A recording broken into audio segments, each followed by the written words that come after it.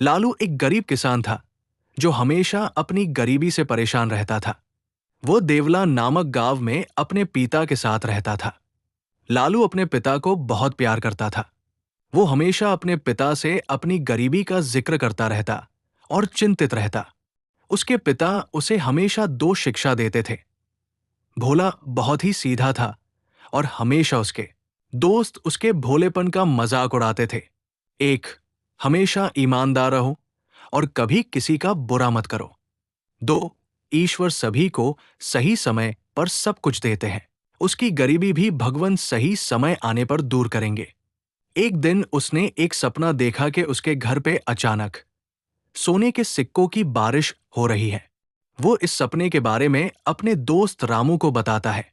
रामू उसकी बात का मजाक उड़ाते हुए कहता है, हाँ, मुझे भी सपना आया था कि खेत में सोने के सिक्कों का घड़ा निकलता है और मुझे मिलता है। ये कहकर वो हंसता हुआ वो से निकल जाता है।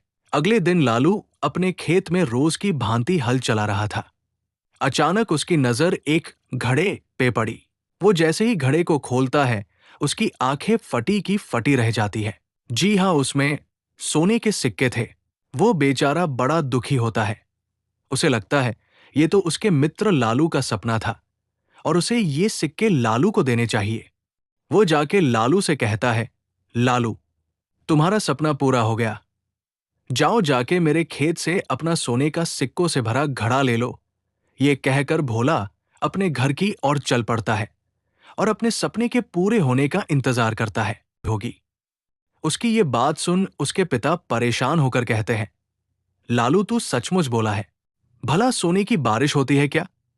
सो जा चुपचाप। उधर रामू सोचता है, क्या ये मुझे बेवकूफ बना रहा है या ये कूद इतना बेवकूफ है? भला कोई ऐसा करता है क्या? मगर चलो, चल के देखता हूं। रामू जैसे ही खेत में पहुंचता है, वो उसे घड़ा दिखता है। मगर ये क्या, उसमें तो ऊपर 5 से 6 सांप दिखते हैं, जिसे देखकर वो घबरा जाता है। उसे लगता है कि इस घड़े में कोई सिक्के नहीं है। भोला ने उसे नुकसान पहुंचने के लिए खुद घड़ा यहां रखा होगा। रामू सोचता है, आज रात भोला के घर जाऊंगा और भोला की छत से ये घड़ा उसी के ऊपर उलट दूंगा। उसी रात वो भोला की छत पे चढ़ता है और देखता है नीचे आंगन में भोला सोया हुआ है। रामू घड़े का ढक्कन हटाता है और घड़ा पूरा भोला के ऊपर उल्टा कर देता है। सांप नीचे गिरते ही खेत की और बाहर चले जाते हैं। और ये क्या, अचानक से इतने सारे सोने के सिक्के भोला के ऊपर कहां से आए? क्या सोने की बारिश हुई? जी नहीं, घड़े में नीचे सिक्के थे जो रामू को नहीं दिखे। उसे सिर्फ ऊपर के सांप दिखे। भोला के सारे सपने पूरे हुए। सोने की बारिश हुई। उसे सब्र का फल मिला, ईमानदारी का फल मिला। रामू को बुरे व्यवहार का दंड मिला। वो दुखी था। हाथ में आया सभी धन अब वो खो चुका था। पिता बहुत खुश हुआ। गरीबी दूर हो चुकी थी।